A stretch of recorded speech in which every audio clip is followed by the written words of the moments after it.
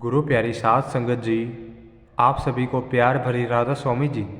साध संगत जी, आज की वीडियो में मैं आपको बाबा जी की तो सच्ची घटना सुनाऊंगा।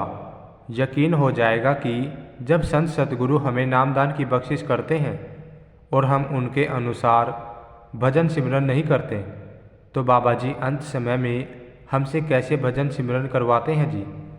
और दूसरी घटना में जानेंगे कि जब कोई जीव सतगुरु के हुक्म को सर आंखों पर रखकर सेवा करता है तो बाबा जी उसके साथ क्या क्या चमत्कार कर देते हैं जी। आगे की वीडियो शुरू करने से पहले एक विनती है जी, आप सभी वीडियो में अंत तक बने रहे जी। साध संगत जी, एक पूर्ण गुरु से नामदान मिलना कोई छोटी बात नहीं है जी। फिर भी हम में से कुछ ऐसे लोग भी होते हैं जो नाम लेने के बाद बिल्कुल भी भजन सिमरन नहीं करते जी। ऐसे ही बाबा सावन सिंह जी महाराज के समय की बात है। संगत बड़े प्यार से उन्हें बड़े महाराज जी कहा करती थी जी। उनका एक शिष्य जिसका नाम ठाकुर सिंह था, जिसने बड़े महाराज जी से नाम ले रखा था, लेकिन ठाकुर सिंह ने नाम तो ले लिया था पर नाम का सिमरन नहीं किया था जी, और ना ही सत्संग सेवा करता था। साध संगत जी, लेकिन हम सभी को पता है इस दुनिया में जो भी आया है एक ना एक दिन उसको काल के देश में जाना पड़ता है। तभी तो कहा जाता है जो जीव आत्मा किसी पूर्ण गुरु से नामदान ले लेती है तो उसका इस जहान का भी और अगले जहान का भी गुरु जिम्मेदार बन जाता है जी। इसी तरह बड़े महाराज जी ने ठाकुर सिंह को उसकी मौत से पहले 15 दिन पहले चेता दिया था जी। जब ठाकुर सिंह के मृत्यु का समय उसके पास आया तो बड़े महाराज जी ने उसके पास जाकर उसको बता दिया कि ठाकुर सिंह, तू नाम का सिमरन किया कर, तेरी 15 दिन बाद मौत हो जाएगी। इतना सुन के ठाकुर सिंह घबरा गया और हाथ जोड़कर अर्ज करने लगा, हे सतगुरु दीनदयाल जी, मैं अभी संसार से जाना नहीं चाहता, मुझे उस संसार में बहुत भय लगता है, आप कहकर मेरी उम्र बढ़वा दीजिए। ठाकुर सिंह की बात सुनकर महाराज जी फरमाने लगे, क्या तू नाम का सिमरन करता है, भजन करता है? क्योंकि अगर तो भजन सिमरन करता तो ऐसी बात नहीं करता, बल्कि मेरी बात सुनकर खुश होता। तो इसके जवाब में ठाकुर सिंह कहने लगा, हे सच्चे पातशाह जी, मुझे तो याद भी नहीं है कि नाम का सुमिरन क्या है, कैसे करना है, मैं तो भूल गया हूँ। सच बताऊँ तो मैंने कभी भी अभ्यास नहीं किया। इस बात पर बाबा जी कहने लगे, कोई बात नहीं, नाम तो याद नहीं पर बैठते कैसे हैं वह तो याद होगा। तो इतना सुनकर ठाकुर सिंह कहने लगा, हाँ बाबा जी, यह तो मुझे याद है कि कैसे बैठते हैं। तो बाबा जी ने फरमाया कि ठीक है भाई ठाकुर सिंह, तू पलाथी मारकर बैठ जा, मैं तेरे को नाम याद दिला देता हूँ। इतना कह करके ठाकुर सिंह पलाथी मार के बैठ गया और बाबा जी ने अपने कमलों द्वारा अपने पवित्र हाथ का अंगूठा उसके माथे पर रख कर के फरमाया, भाई अब देख, अब भजन कर लेगा, हम तुझे याद दिलाई देते हैं। तो इतने में जब सतगुरु जी ने अपने पवित्र हाथ का अंगूठा उसके माथे पर स्पर्श किया तो उसके बंद कपाट एकदम खुल गए, उसको रूहानी दर्शन होने लगे और सचखंड अनामी निजधाम में उसकी आत्मा शिखर पर पहुंच गई और रूहानी नज़ारे देखने लगी। कुछ देर बाद बड़े महाराज जी ने उसकी रूह को वापस बुलाया और पूछा कि ठाकुर सिंह, तू कहता है कि मुझे मौत से डर लगता है, मैं इस संसार को छोड़कर नहीं जाना चाहता, लेकिन अब तू बता, तेरे को यहाँ ज़्यादा सुख मिलता है या वहाँ पर ज़्यादा सुख मिलता है? तो इसके जवाब में ठाकुर सिंह हाथ जोड़ के अर्ज करने लगा, हे सच्चे पातशाह जी, मुझे तो पता नहीं था, मैंने तो कभी कल्पना तक नहीं की थी इस देश की, जिस देश में आज आपने मुझे सैर करवाई है, उस निज मुकाम के बारे में तो मैंने कभी सपने में भी नहीं सोचा था। वहाँ पर तो इतना परमानंद, इतनी खुशियाँ, इतनी लज्जत है जो मैं सोच भी नहीं सकता। तो इतना कहने के बाद बाबा जी फरमाने लगे, ठाकुर सिंह, तेरी मौत के आज से लेकर 15 दिन बाकी हैं। तू अब रोज़ सुबह शाम भजन करना, परमात्मा तेरी अरदास जरूर सुनेंगे। इतने में ठाकुर सिंह हाथ जोड़कर कहने लगा, बाबा जी, मेरा तो इस निज देश यानी सचखंड से बाहर आने का मन ही नहीं करता। अब तो वह देश, यह जो धरती है, यह मृत्यु लोक है, ये नरक के समान दिखाई पड़ती है। इसलिए मेरे लिए 15 दिन तो ऐसे लगते हैं कि जैसे 15 साल के बराबर हैं। तो इस बात पर बाबा जी मुस्कुराकर फरमाने लगे कि भाई ठाकुर सिंह, हमने तेरे को पहले ही कहा था कि तेरे 15 दिन बाकी है, तू भजन कर ले। तू कहने लगा कि मेरा तो इस दुनिया से जाने का मन ही नहीं करता। तब बड़े महाराज जी ने ठाकुर सिंह से कहा कि तुझे तो मौत से भय लगता है, लेकिन अब तुझे जिस सच्चाई का पता चल गया है, तू तो अब कहता है कि यह मेरे 15 दिन 15 साल के बराबर है। साध संगत जी, बड़े महाराज जी के कहने का मतलब है उस देश में जहाँ पर संत महात्मा हम सभी रूहों को ले जाना चाहते हैं, वहाँ इस दुनिया से हजारों करोड़ों अरबों गुना ज़्यादा खुशियाँ हैं। वहाँ पर ना दुख है ना सुख है, ना धूप है ना छाँव है। इस बात का वर्णन करते हुए ठाकुर सिंह कहने लगा, महाराज जी, वहाँ पर तो कोई भी चीज़ सोचते ही तो सोचने से पहले हाजिर हो जाती है। इसलिए इस मृत्यु लोक में क्या करना? क्या आप मुझे इसी वक्त सचखंड ले चलोगे? इसके जवाब में बाबा जी फरमाने लगे, बेटा, तुझे सचखंड लेकर तो ज़रूर जाएंगे, लेकिन अभी तेरा टाइम निश्चित है। 15 दिन तेरे बाकी हैं, वे पूरे हो जाएंगे जब तुझे सचखंड ले जाएंगे। तो प्यारी साध संगत जी, जब पहली बार बाबा सावंत सिंह जी ने ठाकुर सिंह को नाम याद करवाया था और यह बताई कि तुझे आज से 15 दिन के बाद मौत आ जानी है, तो ठाकुर सिंह रोने लगा, चिल्लाने लगा, अर्ज करने लगा, हे साईं जी, आप तो दयालु हो, सतगुरु अंतर्यामी हो, आप तो अर्ज कर सकते हो और मेरी उम्र बढ़वा सकते हो, मेरी ज़िंदगी वक्त कर सकते हो। इसके जवाब में बाबा सावंत सिंह जी कहने लगे कि भाई, तू क्या बात करता है? मेरा जवान बेटा मेरे सामने चोला छोड़ गया।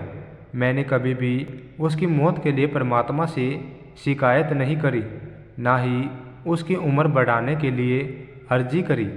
साध संगत जी, इसलिए परमात्मा के काम में संत महात्मा कभी भी दखल नहीं करते हैं। प्यारी साध संगत जी, ठाकुर सिंह 15 दिन के बाद चोला छोड़ गया और बाबा जी के बताए समय के अनुसार वह हर रोज़ भजन करता रहा। रोजाना निश्चित समय पर उठता और अपने सतगुरु दीनदयाल के चरणों में हर रोज़ अर्ज करता। साध संगत जी, यहाँ पर यह घटना सुनाने का मकसद सिर्फ इतना ही है कि हम सब इस मृत्यु लोक में पराये देश में आए हुए हैं जी, और यहाँ इस देश को, इस मृत्यु लोक को हम सभी अपना घर समझ के बैठ जाते हैं और यह भूल गए कि इस घर को छोड़कर हमें जाना है। असली निजधाम जो संतों का देश है, जिसे परम धाम सचखंड अनामी कहते हैं, वहाँ पर जाना है। लेकिन जब संत वहाँ पर जाने की बात करते हैं तो हमें वे बातें फिजूल की लगती हैं, हमें वे बातें व्यर्थ की लगती हैं। लेकिन 1% नहीं, 100% नहीं, 1,00,000% उनकी बातों में सच्चाई छिपी होती है। इसलिए बाबा जी की प्यारी साध संगत जी, हम सब तो पूर्ण गुरु के साथ जुड़ चुके हैं। हम सबको परम पिता को पाने का वे तरीका, वे गुरु का नाम जप मिल गया है। हम सबको चाहिए कि हम रोज़ाना उसका अभ्यास करें, ताकि हमारी आत्मा के खाते में फल जमा हो और हमारी ज़िंदगी के काम आए। जीवन में हर परम पिता परमात्मा के दर्शनों के लायक बन सके जी। साध संगत जी, जब डेरे में बहुत कम संगत हुआ करती थी और जब डेरा भी ऐसा नहीं था, डेरे में जगह जगह पर घास फूस की झाड़ियाँ और जंगल था। जैसे किसी फूल के खिलने की शुरुआत हुई तब एक बुजुर्ग बीबी डेरे आया करती थी और संगत की सेवा किया करती थी। वह बीबी बहुत प्रेम और प्यार से सेवा करती थी और उसका बाबा जी के वचनों में रहकर अपना तन मन सेवा में लगाती। उसका सेवा से इतना प्रेम था कि वे सेवा का मौका कभी नहीं छोड़ती थी। उसे जब भी सेवा का मौका मिलता तो उस मौके को कभी भी हाथ से जाने नहीं देती।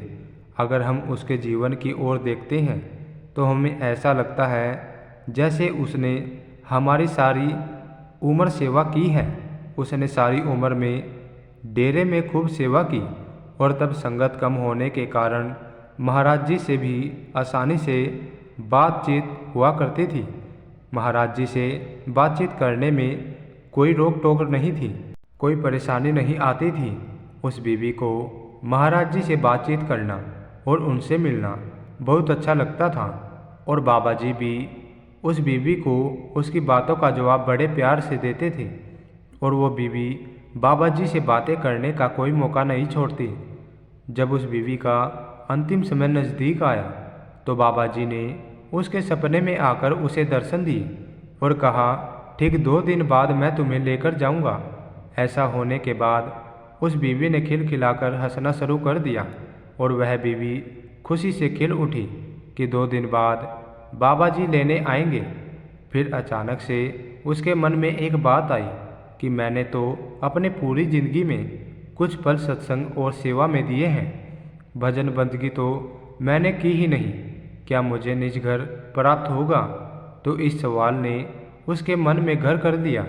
तो वे सुबह सुबह उठकर डेरे की ओर चल दी और वहां पहुंचकर उसने वही सवाल बाबा जी से पूछने का प्रयत्न किया।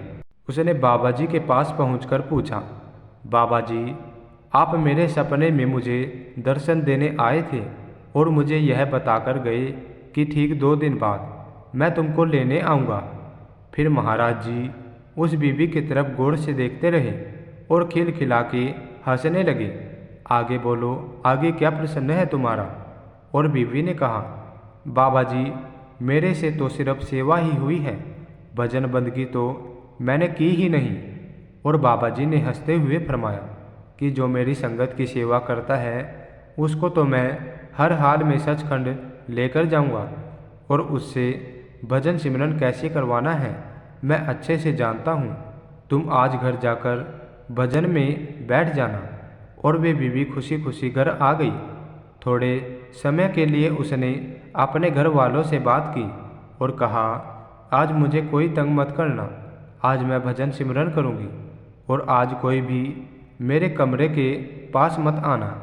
और उस बीवी ने दरवाजे में अच्छे से दरवाज़ा बंद करके भजन सिमरन करना शुरू कर दिया।